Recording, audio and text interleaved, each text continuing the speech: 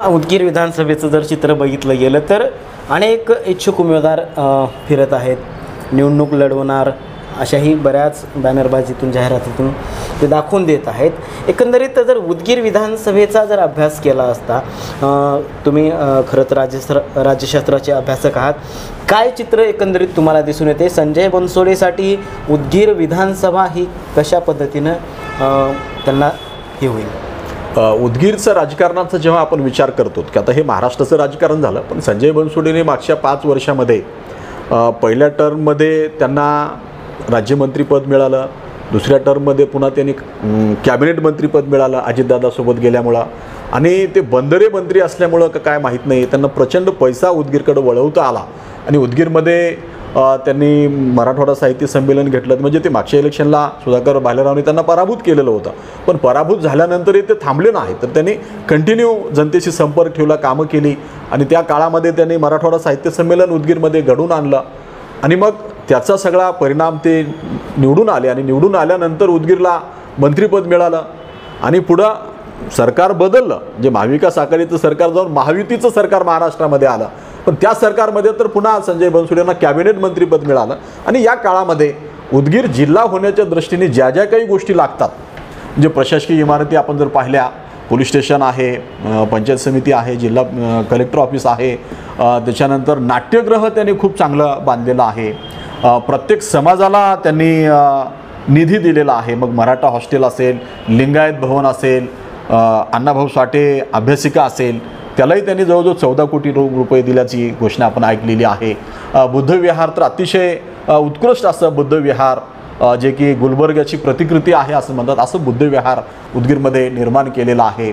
उदगीर लातूर रस्ता असो किंवा उदगीरमधली ही सगळी कामं जर आपण पाहिली, कारण मागच्या काळामध्ये उदगीरच्या विकासाला विलासराव देशमुख आडसर ठरत आहेत असं बोललं जात होतं, कारण देशमुखांचा एक पकड आहे राजकारणावर. लोकशाही असूनसुद्धा लोकशाहीचं मूळ तत्त्व हे आहे की शेवटचा माणूस आमदार झाला पाहिजे, पण मराठवाडा हा सरंजामशाहीमध्ये निजामाकडे होता आणि त्याचा परिणाम म्हणून का काय माहिती नाही, पण मराठवाड्यामध्ये अनेक ठिकाणी अशी बेटं तयार झाली की मोठे घराणदार जे आहेत, वतनदार देशमुख, पाटील, देशपांडे अशी जी लोकं आहेत, त्यांच्याच ताब्यामध्ये तो मतदारसंघ कायमचा राहिलेला आहे.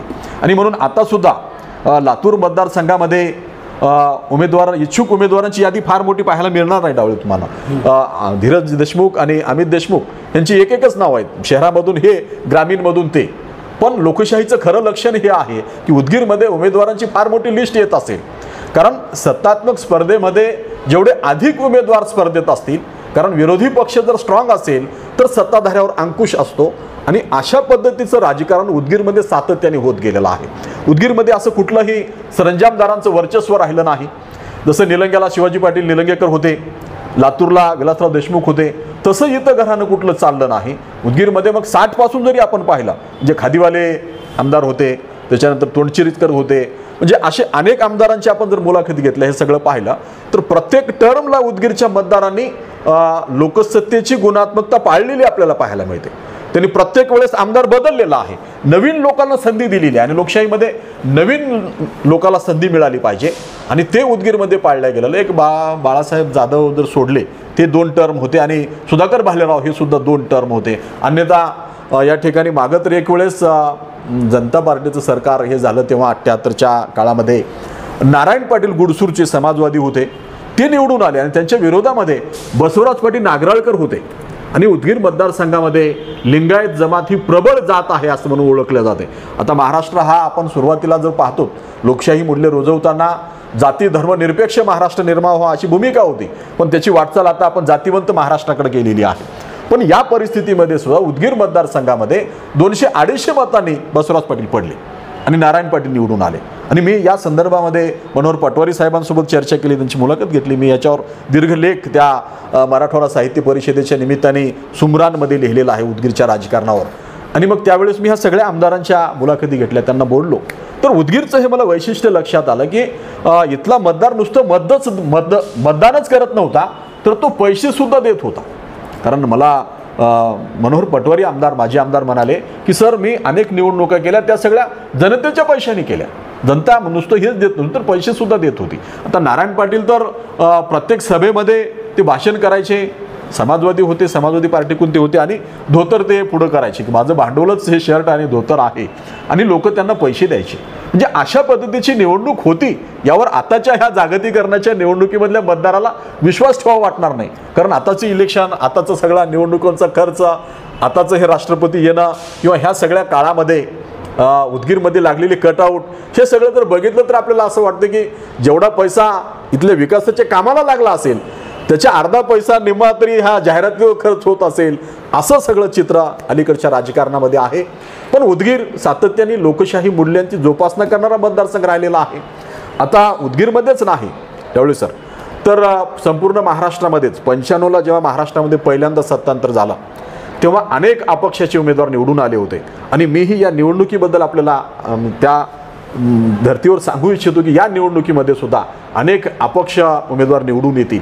अनेक ठिकाणी म्हणजे महाविकास आघाडीमध्ये 3 पक्ष आहेत, महायुतीमध्ये 3 पक्ष आहेत आणि यांचा जागा वाटपाचा जो तिढा आहे तो या 2-4 दिवसात सुटेल असा नाही.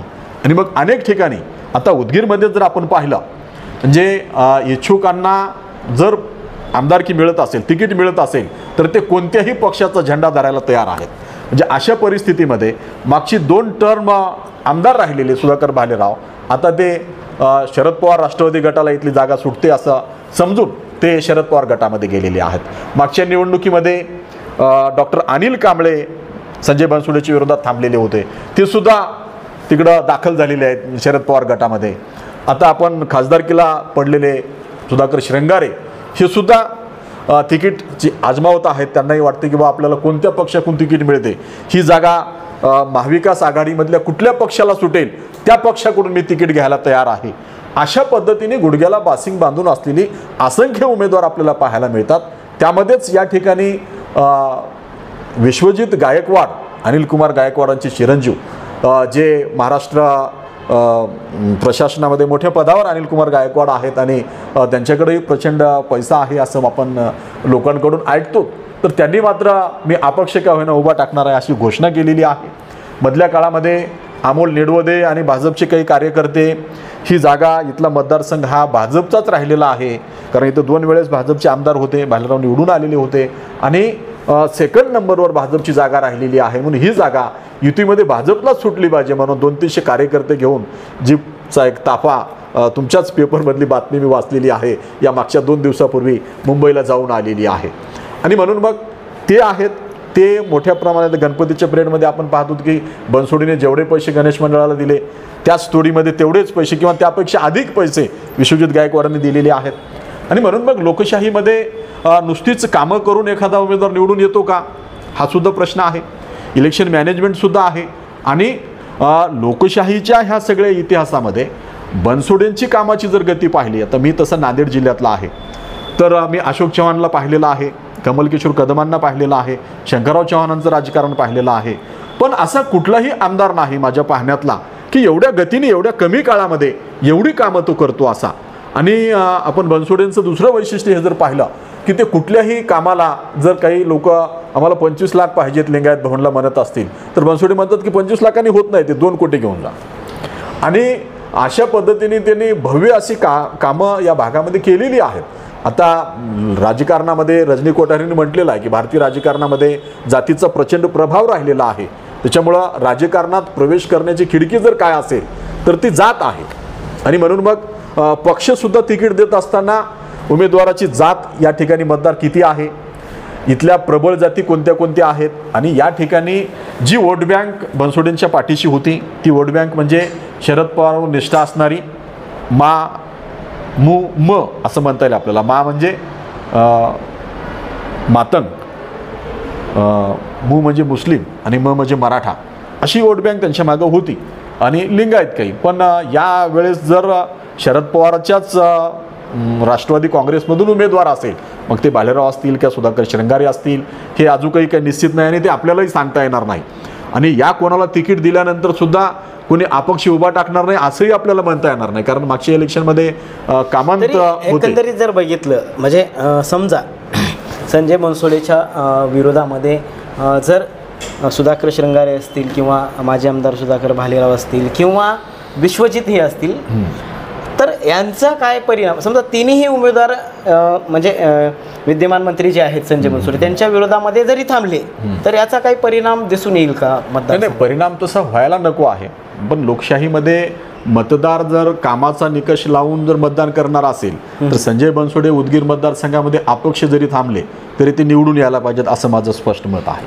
कारण लोकशाहीमध्ये ज्या वेगाने काम करतो हा म्हणजे SC प्रवर्गातला आमदार आहे आणि असं असूनसुद्धा तो ज्या गतीने कामं करतो ही जर कामं पाहिली तर म्हणजे आपण कुठल्या पक्षाचे नसल्यामुळे आपण निपक्षपातीपणे या कामांकडे पाहतो.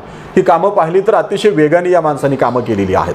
जी क्रीडा महोत्सव असो किंवा युवा महोत्सव असो, ही कार्यक्रम जी पुण्या मुंबई मध्ये होतात ती सगळी कार्यक्रम त्यांनी उदगीरमध्ये घडवून आणली आणि उदगीरमध्ये जे काही जगातलं चांगलं आहे ते आणण्यासाठी हा आमदार अहोरात्र परिश्रम करतो आहे. आणि हे सगळं पाहता तो अपक्ष थांबला तरी निवडून आला पाहिजे. पण आता महाराष्ट्रामध्ये ही सगळी जी विभागणी जी झालेली आहे ही जर पाहिली तर राष्ट्रवादीचा उमेदवार जर यांच्या विरोधामध्ये असेल, आता अमित देशमुखांना सुद्धा असं वाटते आहे, कारण निलंग्यामध्ये संभाजी पाटलांना सुद्धा मतदार हे विचारणार की उदगीरमध्ये एवढा विकास होत आहे तर तुम्ही काय केलात, किंवा महाराष्ट्रातल्या मोठमोठ्या नेत्यांना सुद्धा असं वाटू शकते की संजय बनसोडे फार वेगाने पळत आहेत, मग त्यांना ब्रेक लावला पाहिजे. म्हणजे ज्याला आपण एखादा माणूस जर फार प्रगती करत असेल तर त्याच्याबद्दलची जलसी फील होते आणि ती लोकंसुद्धा कट कारस्थानं करून त्यांना कसं पाडता येईल याचा विचार करत असतात आणि त्यापैकीच अशा पद्धतीने हे घडत असावं असंही वाटते. म्हणजे विश्वजित गायकवाडांना पुढं करून संभाजी पाटील त्याला सपोर्ट करत असतील किंवा मग अमित देशमुखांचा त्यांना सपोर्ट असेल, म्हणजे अशा पद्धतीने संजय बनसोडेला अडथळा निर्माण करण्याचा हा प्रयत्न आहे. पण प्रत्यक्ष डायरेक्ट निवडणुकीमध्ये जर पाहिलं आणि मतदार जर विचार करून मतदार करणार असेल तर संजय बनसोडे क्लिअर निवडून आले पाहिजे. पण आपण पाहतो की काय होते, आता मराठा वोट बँकमध्ये मराठा फॅक्टरमध्ये आता आपण नारायणगडावरची जरांगे पाटलांची सभा जर पाहिली तर त्या सभेमध्ये लोकांचा मॉब जर पाहिला, एकीकडं आपण तत्वता जर पाहिलं तर नोकऱ्याच भरती बंद आहे, आरक्षण घेऊन काय होणार आहे, आरक्षण हा काही दारिद्र्य निर्मूलनाचा कार्यक्रम नाही. पण हे सगळं कोणीही ऐकायला तयार नाही. लोकशाहीचं रूपांतर साधारणतः झुंडशाहीमध्ये झाल्याचं आपण पाहतो आहोत. मग अशा झुंडशाहीमध्ये नुसतंच विकासाच्या कामावर उमेदवार निवडून येतो असं सुद्धा म्हणता येत नाही. मागच्या वेळेस बनसोडेंची वोट बँक जी होती ती वोट बँक जर डिवाईड झाली म्हणजे त्याच्यामधले मराठी अर्धे शरद पवार निष्ठा आहे म्हणून शरद पवारांकडे गेले, कारण अजितदादांनी गद्दारी केली शरद पवारांसोबत, पण त्याचा परिणाम डायरेक्ट संजय बनसोडेला या मतदारसंघामध्ये सुद्धा भोगावा लागणार आहे. संजय बनसोडेला सुद्धा मराठा मतदार जो शरद पवारांचा आहे तो तिकडं होईल. मग अशा पद्धतीने मताचं डिवायडेशन झालं. पूर्वी बसवराज पाटील नागराळकर बनसोडेसोबत होते, आता बसवराज पाटील नागराळकर सुद्धा शरद पवार गटामध्ये आहेत. म्हणजे पूर्वी जी लोक होती ती कार्यकर्ते आता दुसऱ्या ह्याच्यामध्ये आहेत, त्याच्यामुळं मताची विभागणी होऊ शकते. लिंगायत वोट बँक राजेश्वर निटुरे भाजपमध्ये आलेले आहेत आणि म्हणून मग भाजपचे सुद्धा किती कार्यकर्ते बनसोडेंसाठी प्रयत्न करतील आणि हे करतील यावरही ते अवलंबून आहे. अमोल निडवदे म्हणत आहेत की नाही आमची भाजपची जागा आहे. तिकडं गोविंद केंद्रेंचा मुलगा गोविंद केंद्रे बनसोडेसोबत फिरत आहेत, पण राहुल केंद्रेंचा कल तिकडं मला वाटते अमोल निडवदेकडं साधारणतः दिसतो आहे. आणि मग अशा पद्धतीने जर कार्यकर्ते व्यवस्थित काम केले नाहीत तर प्रचंड काम करणारा म्हणजे VP सिंगांनी सुद्धा संपूर्ण शेतकऱ्याची कर्ज माफ केली होती. राजीव गांधीच्या मंत्रिमंडळामध्ये VP सिंग हा अत्यंत प्रसिद्धीला पावलेला संरक्षण मंत्री होता. ते संरक्षण मंत्री होते आणि बोफर्स प्रकरण झालेलं होतं आणि त्या प्रकरणाच्या विरोधामध्ये राहुल गांधीच्या विरोधामध्ये काँग्रेसमध्ये परंपरा नसताना VP सिंगांनी स्टँड घेतला होता आणि म्हणून VP सिंगाचा जनता दल नावाचा पक्ष सत्तेत आला आणि VP सिंग पंतप्रधान झाले. पण त्यांना 11 महिन्याचा काळ मिळाला. पुढं ते निवडणुकीतून पडले, म्हणजे ते सरकारने बाहेरून पाठिंबा दिलेला काढून घेतला आणि सरकार कोसळलं. चंद्रशेखर पंतप्रधान झाले, 6 महिने ते पंतप्रधान झाले, पुन्हा निवडणुका लागल्या लोकसभेच्या. म्हणजे काम करणारा, जनतेचं सगळं कर्ज माफ करणारा अतिशय ॲक्टिव्ह माणूस, पण VP सिंग पुन्हा भारतीय राजकारणात कुठं पाहायलाच मिळाले नाहीत. त्याच्यामुळे संजय बनसोडे हा लोकशाहीच्या दृष्टीने अतिशय गुणवत्तापूर्ण आहे. लोकशाहीमध्ये त्याला कंप्लीट मार्क मिळतात. पण अलीकडं आपण जर हे राजकारणाचं हे सगळं मॅनेजमेंट पाहिलं, जे निवडणुकांमध्ये कशा पद्धतीने मतदारांना आमिषे दिली जातात, मतदार किती टक्के मतदान जातीला पाहून होते, ह्या सगळी समीकरणं पाहिली तर संजय बनसोडेंना सुद्धा तारेवरची कसरत उदगीरमध्ये करावी लागणार आहे. तत्वता जरी हे असलं तरी लोकांपर्यंत हे पोहोचलेलं नसते. पण लाडकी बहीण, मुख्यमंत्री लाडकी बहीण योजनेचा फायदा जर झाला, निश्चितपणे महिलांनी जर मोठ्या प्रमाणात, आता भाजपची आशा त्याच्यावरच आहे आणि ते जर मिळालं तर कदाचित महाविकास आघाडीपेक्षा महायुतीच्या जागा महाराष्ट्रामध्ये कमी अधिक होईल. जे महाविकास आघाडीच्या जागा अधिक येतील, महायुतीच्या कमी होईल. कारण जरांगे फॅक्टरचा प्रभाव कमी झाला का असं वाटत होतं मधल्या काळात, पण त्या नारायणगडावरची पब्लिक पाहिली तर आपल्याला असं वाटतं की तोही फॅक्टर काही कमी झाला नाही. आणि म्हणून मग ही वोट बँक अशा पद्धतीने ही झाली. तर महाराष्ट्राच्या राजकारणामध्ये महाविकास आघाडी अधिक राहील, महायुती थोडं कमी राहील. पण उदगीरमध्ये कमी अधिक मतांनी का होईना पण बनसोडे निवडून यायला पाहिजेत, येतील असं मला वाटते. कारण ते जर निवडून आले नाहीत तर आपण असं म्हणू शकू की उदगीरकरांना विकास पचला नाही. जिल्ह्यासाठीच्या सगळ्याच गोष्टी उदगीरमध्ये झालेल्या असताना आपल्याला RTOचा MH55 नंबर मिळालेला आहे. आणि बनसोडे सांगत आहेत अनेक ठिकाणी की हे मिळणं म्हणजे आपण ST महामंडळामध्ये गर्दी असेल तर बसमध्ये सीट पकडण्यासाठी जसं दस्ती टाकतो तसं जिल्ह्यासाठी हे दस्ती टाकणं आहे. पण याबद्दलची घोषणा राष्ट्रपतींनी काही केली नाही. राष्ट्रपतीच्या सभेतही अपेक्षा होती उदगीरकरांना. त्याच्यानंतर अजितदादा आले तेव्हाही त्यांनी ह्या प्रश्नाला बगल दिलेला आहे. त्यांच्या सभेच्या वेळेसही या सभेच्या वेळेसही संजय बनसोडेंनी जय्यत तयारी केलेली आहे. पण संपूर्ण महाराष्ट्राच्याच राजकारणामध्ये अनेक इच्छुक निर्माण झालेले आहेत आणि हे एका अर्थाने लोकशाहीचं यश आहे असं आपण म्हटलं पाहिजे. अनेक लोक निवडणुकीला उभं टाकली पाहिजेत कारण आपण बहुपक्षीय पद्धती स्वीकारलेली आहे. आणि म्हणून कितीही कामं केली असली तरीही त्याच्या विरोधात सुद्धा लोक असली पाहिजेत आणि ती असली तरी संजय बनसोडे